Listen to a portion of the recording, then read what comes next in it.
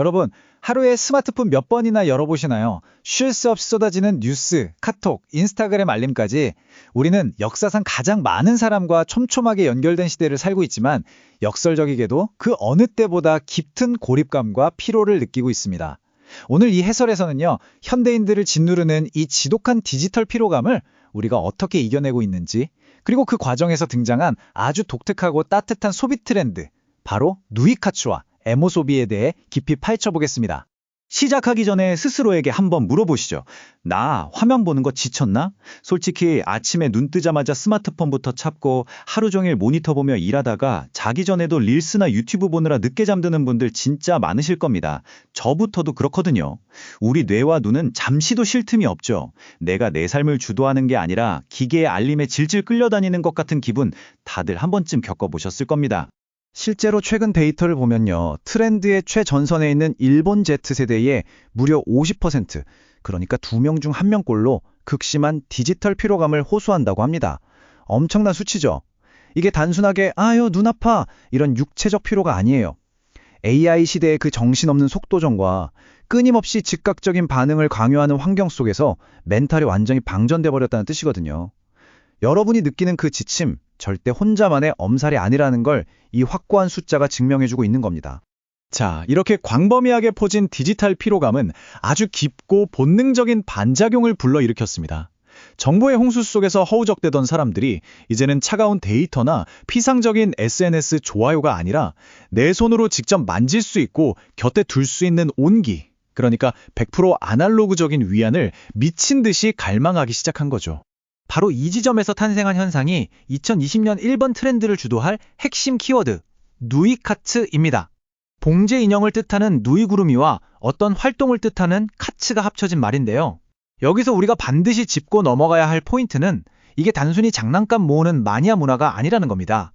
내 소중한 인형을 진짜 가족의 일원으로 대하고 일상을 함께하며 적극적으로 추억을 쌓는 감정적으로 아주 깊이 뿌리내린 새로운 라이프 스타일이에요.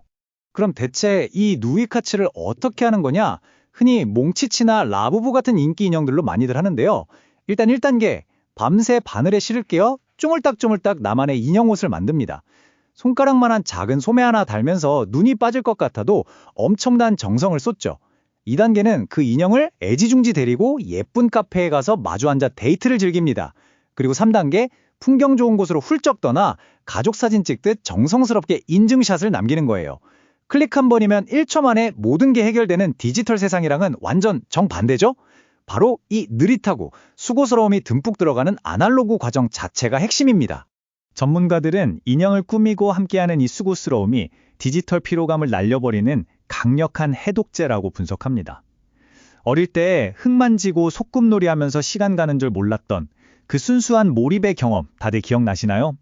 현대인들은 잊고 있던 그 몰입의 즐거움을 되찾는 겁니다. 그리고 내가 내 시간을 온전히 통제해서 무언가를 정성껏 완성했다는 그 자기 효능감을 바로 이 작고 보송보송한 친구와의 교감을 통해 회복하고 있는 거죠. 소비의 진화, 에모 소비에 대해 살펴보겠습니다. 누이카츠 열풍은 우리의 소비 패턴이 어떻게 바뀌고 있는지를 기가 막히게 잘 보여줍니다. 예전에는 우리가 물건 살 때 무조건 기능이랑 가성비 따졌잖아요. 이게 얼마만큼 쓸모가 있냐가 전부였죠. 하지만 지금 등장한 에모 소비, 즉 감정 소비 시대에는 기준이 완전히 다릅니다. 소비자들은 이제 물건을 사용하는 딱 그 순간에 내가 느끼는 감정을 위해 기꺼이 지갑을 엽니다. 단순히 도구의 유용성을 사는 게 아니라 이 불안하고 각박한 현실 속에서 나를 위로해 줄 수 있는 따뜻한 감정, 그 자체를 돈을 주고 구매하고 있는 겁니다. 그럼 이 에모 소비가 왜 이렇게 폭발적으로 늘어났을까요? 일본의 1인 가구 비율을 보여주는 이 데이터를 한번 보시죠. 무려 40%에 달합니다. 10집 중 4집이 혼자 산다는 건데 이게 단순히 혼자 사는 집이 많다는 팩트를 넘어서요. 철저하게 혼자 밥 먹고 혼자 잠드는 매우 자유롭지만 동시에 너무나도 고독한 초개인화 사회의 민낯을 아주 뼈저리게 보여주는 수치입니다. 이렇게 쪼개지고 작아진 가구 형태는 결국 텅 빈 마음을 채우기 위해 스몰 패밀리, 그러니까 작은 가족이라는 대체 불가능한 개념을 탄생시켰습니다. 왜 하필 인형이 스몰 패밀리가 됐을까요? 인형은 나한테 아무 조건 없이 위로를 줍니다. 내가 무슨 실수를 하든 날 평가하거나 가르치려 들지 않고 내 얘기를 묵묵히 들어주죠. 무엇보다 내가 예측할 수 있고 완벽하게 통제 가능한 안전한 아날로그 존재라는 겁니다.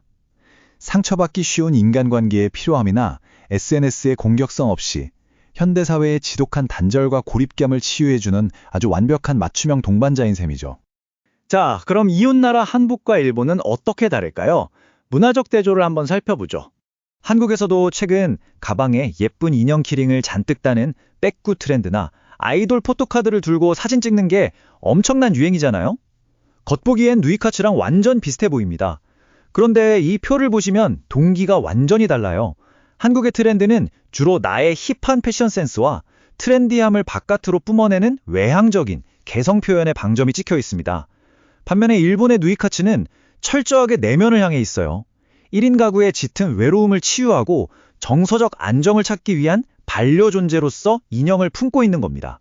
그러니까 표면적으로는 똑같이 귀여운 인형을 들고 다니는 유행 같지만 한국에서는 그걸 나를 드러내는 힙한 액세서리로 쓴다면 일본에서는 고독하고 불안한 사회에서 나를 무너지지 않게 꽉 잡아주는 절실한 생명줄로 쓰고 있는 겁니다.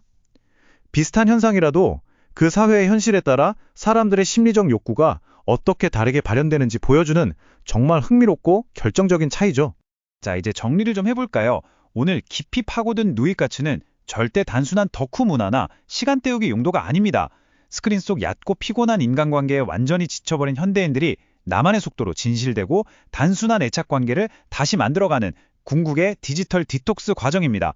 에모소비가 증명하듯 기술이 아무리 미친 듯이 발전해도 결국 우리 인간에게 가장 뼈저리게 필요한 건 첨단 기계가 아니라 내 곁에서 온전히 나와 교감해주는 따뜻하고 변함없는 아날로그적 위안이라는 사실을 잊지 말아야 합니다. 마지막으로 여러분 모두에게 이 도발적이면서도 따뜻한 질문을 하나 던지며 오늘 해설을 마무리하고 싶습니다. 당신의 스몰 패밀리는 안녕하신가요? 그게 꼭 솜털뽀송한 인형이 아니어도 괜찮습니다. 쉴 새 없이 알림이 울리는 이 피곤하고 차가운 디지털 시대에 스크린 밖에서 여러분의 지친 마음을 아무 조건 없이 묵묵히 위로해주는 나만의 아날로그적 안식처는 과연 무엇인지. 오늘 잠시 스마트폰을 내려놓고 가만히 한번 생각해 보셨으면 좋겠습니다. 분명 그 해답이 여러분의 일상을 조금 더 따뜻하게 만들어줄 테니까요.